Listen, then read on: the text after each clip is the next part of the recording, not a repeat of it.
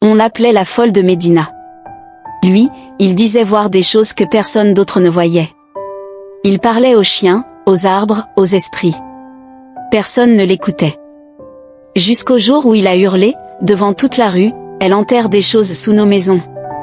Elle mange nos enfants dans nos rêves. » C'est elle. Madame Bamba. Ce jour-là, le quartier a tremblé. Ce jour-là, le fou a dit la vérité. Le soleil tombait lentement sur le quartier de la Médina.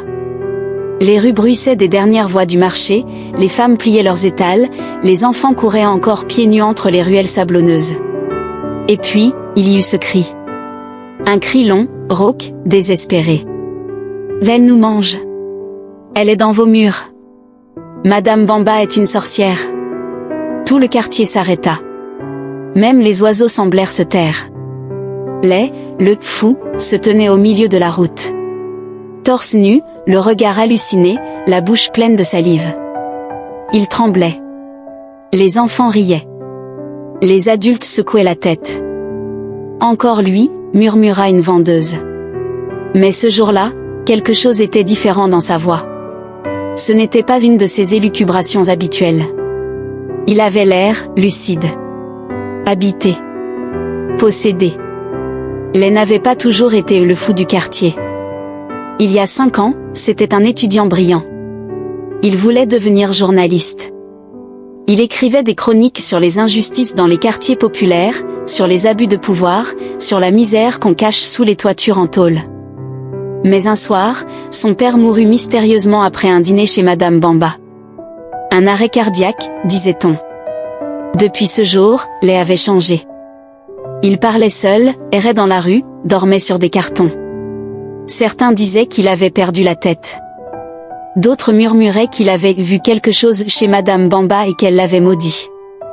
Mais personne n'en parlait trop fort. Parce que Madame Bamba faisait peur.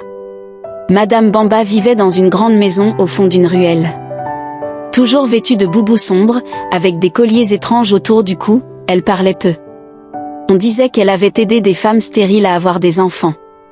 Qu'elle pouvait prédire des décès. Qu'elle ne sortait que les nuits de pleine lune. Et surtout, qu'elle avait ses gens. Des jeunes du quartier qui venaient discrètement chez elle, la nuit. D'autres qui refusaient de dire ce qu'ils y faisaient. Elle n'était pas aimée. Mais elle était crainte. Alors on la saluait, on baissait les yeux, on racontait à voix basse ce qu'on soupçonnait, sans jamais confronter. Mariam, une mère célibataire, vivait juste à côté de chez Madame Bamba avec son fils de 10 ans, Issa. « Issa, tu ne t'approches jamais de chez cette femme, tu m'entends ?» répétait-elle souvent. Mais Issa était curieux. Et la nuit, de sa petite fenêtre, il observait souvent les ombres qui entraient et sortaient chez la vieille dame. Parfois, il croyait entendre des voix chanter, d'autres fois des cris étouffés. Mariam, elle, avait une peur panique de Madame Bamba. Elle avait vu trop de choses dans le quartier. Une voisine qui avait osé lui tenir tête, et qui avait perdu son bébé dans la semaine. Un vendeur qui avait refusé de lui faire crédit, et dont la boutique avait mystérieusement brûlé. Alors elle restait en retrait. Et priait. Ce soir-là, après son cri, les fut arrêté par les jeunes du quartier. On voulait le faire taire. Il salit la réputation des gens. Il déstabilise la paix du quartier. On l'assit au pied du grand baobab, on lui donna un sachet d'eau, et un vieil homme s'approcha pour lui parler doucement.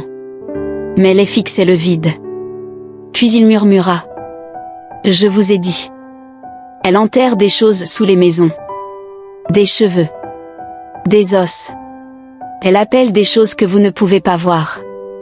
J'ai vu mon père se tordre de douleur après avoir mangé chez elle. Et la nuit, elle chantait. Des chants qui font perdre l'âme. » Le vieux le regarda longuement. Il voulait le croire. Mais il avait peur. Comme tout le monde. Ce soir-là, alors que tout le monde allait dormir, Issa s'approcha de sa mère. « Maman, je crois que l'ai dit la vérité. J'ai vu Madame Bamba enterrer quelque chose sous son arbre. Une nuit où tu dormais. Elle creusait, et il y avait un sac avec des plumes, du sang. » Mariam blêmit. « Ne redis jamais ça, tu entends? Même si tu l'as vu. » Tu veux qu'on meure? Tu veux que ton cœur s'arrête pendant ton sommeil comme le père de lait? Mais au fond d'elle, Mariam savait que son fils ne mentait pas. Et que Lay avait peut-être raison. Le lendemain, un homme en costume blanc est arrivé dans le quartier. Personne ne savait qui l'avait appelé. Il est allé droit chez Madame Bamba. Ils sont restés enfermés 2 heures. Puis il est ressorti, le visage grave. Il n'a rien dit. Mais ce jour-là, des rumeurs ont commencé à courir. On disait que Madame Bamba avait été dénoncée. Que Lay, le fou, avait envoyé des lettres à une association religieuse. Que cet homme en blanc faisait partie de ceux qui nettoient les quartiers. Mais ce n'était que des murmures. La nuit suivante, tous les chiens du quartier ont commencé à hurler. Un hurlement long, presque humain. Plusieurs habitants diront plus tard qu'ils ont rêvé de visages effrayants, de flammes, de mains qui les étranglaient dans leur sommeil. Et au matin, la porte de Madame Bamba était grande ouverte. Mais elle avait disparu. Depuis la disparition de Madame Bamba, le quartier n'était plus le même. Son absence avait laissé un vide étrange. Plus personne ne voulait passer devant sa maison, même en plein jour. Certains disaient qu'ils entendaient encore des rires étouffés dans les murs. D'autres affirmaient avoir vu sa silhouette assise sur sa chaise, dans la cour, comme si elle n'était jamais partie. Les enfants ne jouaient plus à proximité. Et même les vendeuses du marché évitaient d'évoquer son nom. Mais Lay, lui, continuait de rôder. Il dormait devant la porte de la maison abandonnée, les yeux grands ouverts, comme s'il veillait sur un secret que personne d'autre ne comprenait. Issa, le petit garçon curieux, commença à avoir de violents cauchemars. Il se réveillait en sueur, hurlant, appelant sa mère. « Elle veut me prendre, maman. Elle m'appelle dans mes rêves. » Mariam ne savait plus quoi faire. Elle alla voir l'imam du quartier, qui lui recommanda des versets de protection. Mais chaque nuit, les cris d'Issa résonnaient dans leur modeste maison.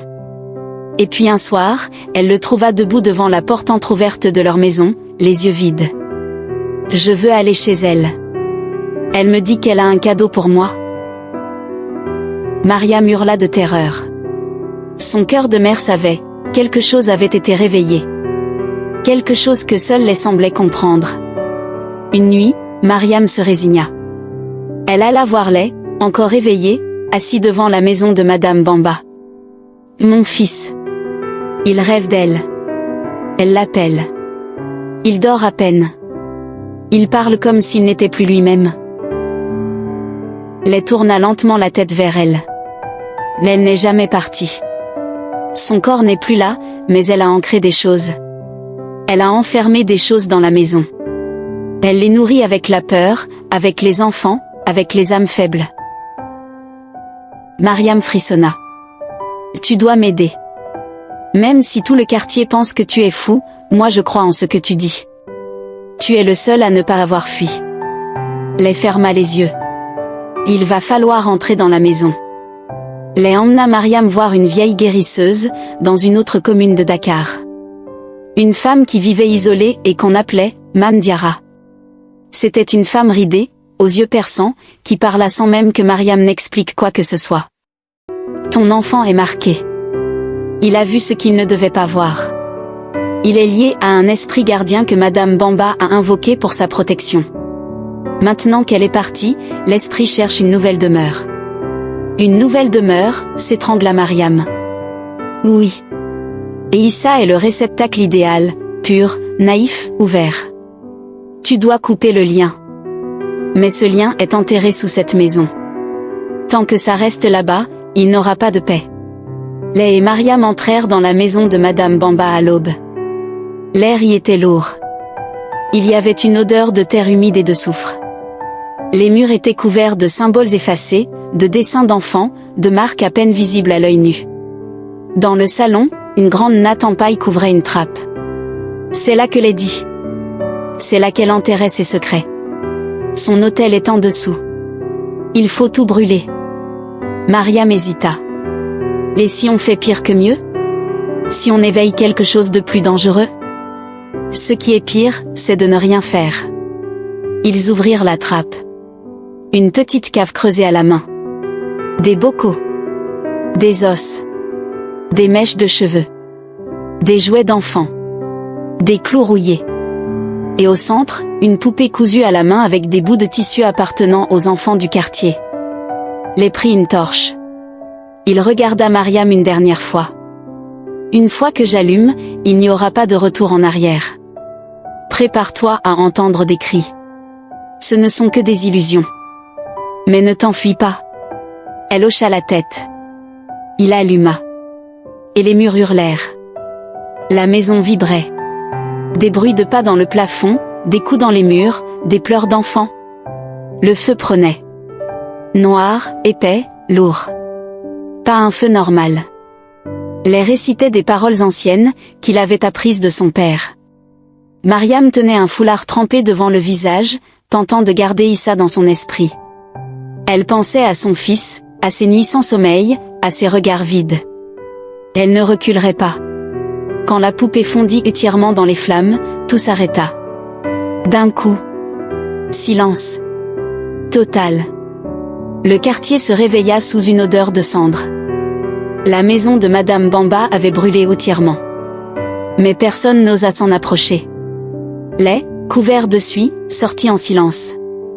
Mariam, les jambes tremblantes, suivait derrière.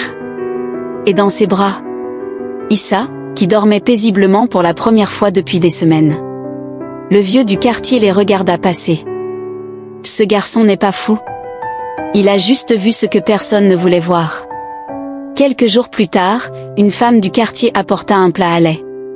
Une autre déposa un pagne propre pour couvrir ses épaules. Un homme lui proposa un coin pour dormir. Le fou n'était plus fou.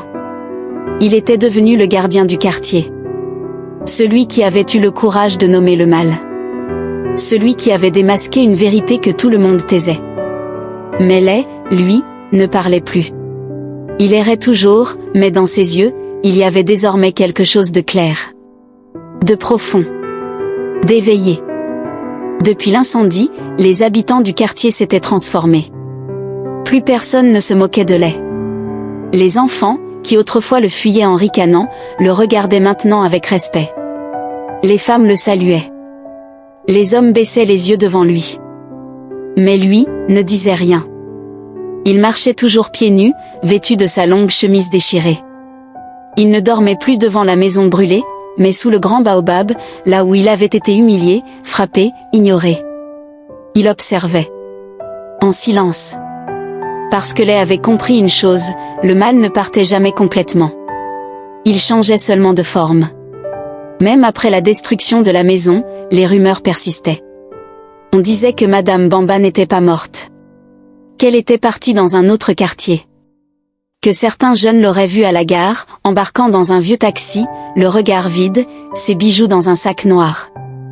D'autres disaient qu'elle était revenue, dans un autre corps. Une voisine, soudainement malade. Une vendeuse, frappée de paralysie sans explication. Un enfant, retrouvé inconscient dans une ruelle. Et surtout, ses rêves. De plus en plus de gens faisaient le même cauchemar, une vieille femme assise sur un tabouret, souriante, les fixant sans jamais cligner des yeux. Issa, le petit garçon, avait complètement changé. Il riait à nouveau. Il dormait profondément. Il courait avec les autres enfants. Il chantait les chansons qu'il avait oubliées. Mais parfois, il se taisait. Longtemps. Il fixait le ciel. Et un jour, il dit à sa mère. « Maman, je l'entends encore. Mais elle est loin maintenant. Comme dans une grotte. » Mariam sentit son cœur se serrer. « Et elle te parle ? » ?»« Non.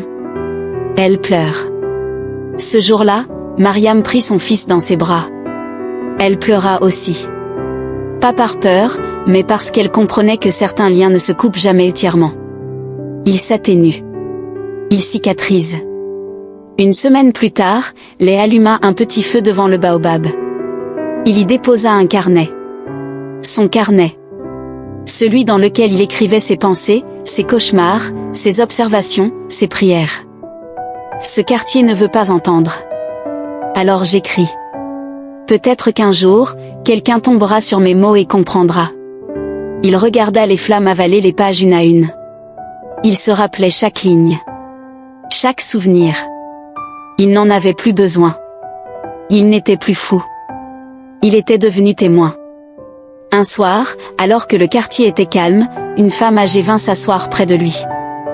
Elle portait un pagne simple, ses cheveux étaient gris, son regard doux mais profond. « Tu sais, ce que tu as fait, peu aurais-tu le courage de le faire. » Lay ne répondit pas. « Mais tu sais aussi que tu as éveillé d'autres choses. Il y a un prix pour chaque vérité révélée. » « Je sais, » répondit Lay, calmement. « Tu es prêt à payer ce prix ?» Il hocha la tête. Elle le regarda longuement, puis se leva. « Alors, reste éveillé. » Les autres dorment encore. Elle disparut dans l'ombre.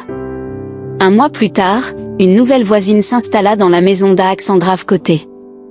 Une femme jeune, souriante, très pieuse. Mais Lay sentit tout de suite quelque chose. Le même parfum. Les mêmes gestes. Les mêmes silences lourds. Il observa. Elle parlait doucement aux enfants. Offrait de la nourriture. Proposait des prières de guérison. Mais Lay savait. Et une nuit, alors que tout le quartier dormait, il entra dans sa cour. Il creusa au pied d'un arbre. Et trouva un sachet. Rempli de cheveux. De plumes. Et d'un tissu portant le nom d'un enfant. À l'aube, Lay se mit à crier à nouveau. Elle est revenue. Dans une autre peau. Ouvrez les yeux. Elle est juste à côté de vous. Le quartier sortit en courant. Les gens, cette fois, ne rirent pas. Ils l'écoutaient. Mais ils avaient peur. Ils regardèrent la nouvelle voisine, qui fixait Lay avec un sourire glacial. Et dans son regard, une lueur familière. Une lueur que Lay n'oublierait jamais. Mariam vint rejoindre Lay. Elle posa une main sur son épaule. « Tu as raison. Elle est revenue. » Mais cette fois, on ne se taira pas. Les gens commencèrent à parler. À se rassembler. À creuser. À témoigner. Une femme osa dire qu'elle avait été approchée pour des rituels. Un homme avoua que son enfant avait changé depuis une visite chez la nouvelle voisine. Le quartier, enfin, brisa le silence. Et cette fois, ce ne fut pas le fou seul. Ce fut tout un peuple qui se leva. Quelques jours plus tard, Lay réunit les enfants du quartier sous le baobab. Il leur raconta une histoire. Pas celle d'une sorcière. Mais celle d'un quartier qui avait eu peur de voir. D'un peuple qui avait préféré se taire plutôt que d'affronter. Les vrais monstres, ce ne sont pas ceux qui jettent des sorts. Ce sont ceux qui voient, et qui détournent les yeux. Un enfant leva la main. Mais toi, tu n'as pas détourné les yeux. Lay sourit. Parce que j'étais déjà seule. Quand on n'a plus rien à perdre, on devient libre. Et quand on est libre, on voit tout. Il y a des vérités que seuls les rejetés peuvent dire. Parce qu'ils n'ont rien à protéger, rien à défendre. Lay, le fou, était celui qui avait vu clair dans un monde qui choisissait l'aveuglement. Et le quartier, enfin, comprit que parfois, la vérité n'a pas besoin de raison. Elle a juste besoin de courage. Si cette histoire vous a touché, si elle vous a fait réfléchir, alors ne partez pas sans vous abonner. Ici, on raconte des vérités que beaucoup préfèrent taire. Des récits puissants, inspirés de la vie réelle, pleins de leçons, d'émotions et de courage. Abonnez-vous, activez la cloche, et laissez un commentaire pour dire ce que cette histoire a éveillé en vous. Parce que parfois, une simple histoire peut ouvrir les yeux d'un quartier, ou même changer une vie.